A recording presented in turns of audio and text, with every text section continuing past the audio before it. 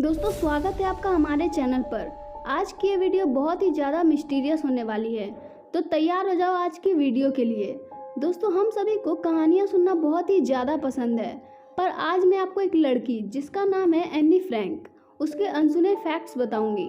दोस्तों Anne Frank केवल 15 साल की थी जब उसने इस दुनिया को अलविदा कह दिया। वो होलोकॉस्ट में मारे गए 60,000 लाख यहूदियों में से एक थी। दोस्तों एनी फ्रैंक का जन्म 1929 को हुआ था और 1945 को एनी इस दुनिया को छोड़कर चली गई। एनी ने एक डायरी लिखी थी जो नाजियों द्वारा यहूदियों पर किए गए अत्याचारों का जीता जागता सबूत है। उसकी ये डायरी 20th सेंचुरी की सबसे महान किताबों में से एक मानी जाती है। इस वीडियो में आप एनी के बारे में ऐसे फैक्ट्स जानोगे जो शायद ही आपको पता होंगे।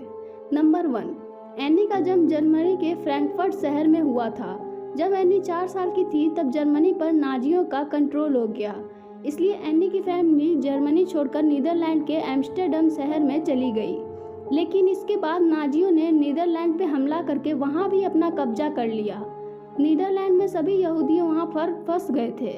नाजी यहूदियों को ढूंढ ढूंढ कर कॉन्सेंट्रेशन कैंप में भेज रहे थे। नंबर 2, उस टाइम फ्रैंक फैमिली ने एम्स्टर्डम में ही छिपने को डिसाइड किया और वो एक बिल्डिंग के अंदर एक सीक्रेट अपार्टमेंट में जाकर छिप गए।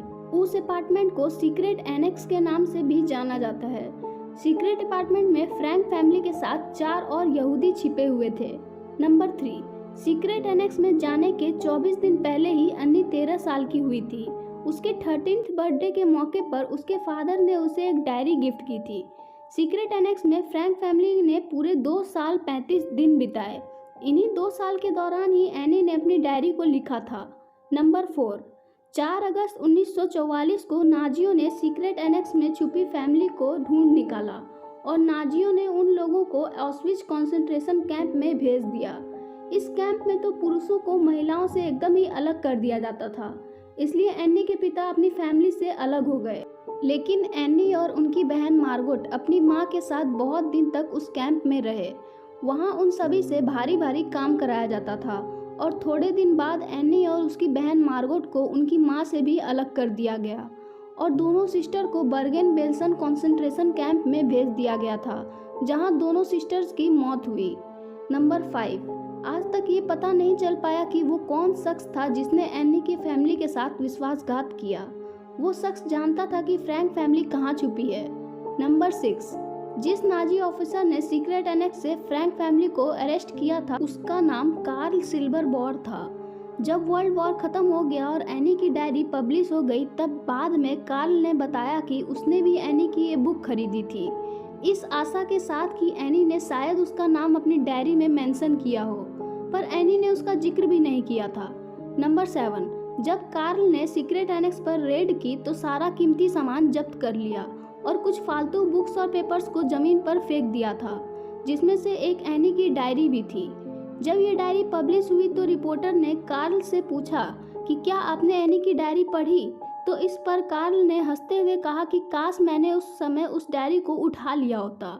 नंबर 8, जब शुरुआत में एनी की डायरी पब्लिश हुई तो हजारों लोग उस रूम को देखने सीक्रेट एनेक्स जाने लगे, इसलिए 1960 में उस पूरी बिल्डिंग को एक म्यूजियम के रूप में बदल दिया गया। अब उसे एनी फ्रैंक हाउस कहा जाता है। नंबर 9, एनी की बहन मार्गोट ने भी एक डायरी लिखी थी, पर उसे कभी ढूंढा नहीं जा सका। नंबर 10, एनी फ्रैंक की फैमिली के साथ जो 4 लोग सीक्रेट एनेक्स में छुपे थे उनमें से केवल एनी फ्रैंक के फादर ही कॉन्सेंट्रेशन कैंप से वापस आ सके थे। उनके वापस लौटने पर उनको ये पता चला कि उनकी वाइफ और दोनों बेटियां मर चुकी है। नंबर 11, मीप गीस, जो कि फ्रैंक फैमिली की काफ़ी करीबी दोस्त थी। जब फ्रैंक फैमिली सीक्रेट एनेक्स में छुपे हुए थे तो मीप अपने जान को जोखिम में डालकर खाना और ज़रूरत का सामान लाकर देती थी। जब नाजियों ने फ्रैंक फैमिली को अरेस्ट कर लिया तब मीप सीक्रेट एनेक्स आई और वहां पड़ा सारा सामान रिकवर किया। उसी में एनी की डायरी भी थी। जब एनी के पिता कॉन्सेंट्रेशन कैंप से वापस लौटे तब मीप ने वो डायरी उनके पिता को सौंप दी और एनी के पिता ने ही एनी की डायरी पब्लिश करवाई थी। नंबर 12, जब तक एनी की डायरी मीप के पास रही तब तक मीप ने उस डायरी का एक भी शब्द नहीं पढ़ा। डायरी पब्लिश होने के बाद मीप ने उसे पढ़ा। बाद में मीप ने बताया कि अगर मैंने वो डायरी पहले पढ़ ली होती तो मैंने उस डायरी को जला दिया होता।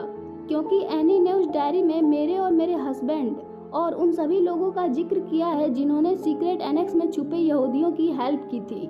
मीप ने बताया कि इसकी वजह से नाजियों द्वारा हमें मृत्यु दंड दिया जा सकता था। नंबर 13, एनी के पिता ने बताया कि जब मीप ने मुझे वो डायरी दी तब शुरुआत में डायरी को पढ़ना मुश्किल हो रहा था क्योंकि दुख भरी यादें मुझ पर हावी हो रही थी। नंबर 14, नेल्सन मंडेला एक बार बता रहे थे कि जब वो जेल में थे तब उन्होंने एनी फ्रैंक की बुक पढ़ी और उससे उन्हें बहुत ही ज़्यादा हिम्मत मिली थी। नंबर 15, ये माना जाता है कि एनी की ये डायरी बाइबिल के बाद दूसरी सबसे ज़्यादा पढ़ी जाने वाली बुक है। ये दुनिया की सबसे फेमस डायरी है। नंबर 16, कंसंट्रेशन कैंप के दिनों में एनी को अपने स्कूल के 2 दोस्त मिल जाते हैं, नैनेट ब्लीच और हैना गॉसलर। इन दोनों दोस्त ने भी होलोकॉस्ट से सरवाइव किया था और आज वो 93 साल की है। नंबर 17, एनी एक जर्नलिस्ट और फेमस राइटर बनना चाहती थी। वो अपनी ज़िंदगी में कुछ महान करना चाहती थी। 5 अप्रैल 1944 को अपनी डायरी में उसने लिखा था, मैं उन औरतों के जैसे जीवन के बारे में सोच भी नहीं सकती जो अपना काम करती रह जाती है और भुला दी जाती है। मैं इस तरह का जीवन नहीं जीना चाहती जैसे कि ज़्यादातर लोग जीते हैं। मैं एक ऐसा जीवन जीना चाहती हूँ जिससे दूसरे लोगों को फ़ायदा हो, उनको भी जिनसे मैं नहीं मिली। मैं मरने के बाद भी जीना चाहती हूँ। आज अगर एनी ये वीडियो देख पाए कि एक छोटी सी उम्र में उसने कितने लोगों को इंस्पायर किया है तो शायद उसकी खुशी का ठिकाना न रहे। एनी, तुमने कर दिखाया। तुम हमेशा जिंदा रहोगी जैसा कि तुम चाहती थी। उम्मीद है ये वीडियो आपका पसंद आई होगी। वीडियो अच्छी लगी तो वीडियो को लाइक और शेयर जरूर कर देना और ऐसी वीडियो के लिए चैनल को सब्सक्राइब कर देना।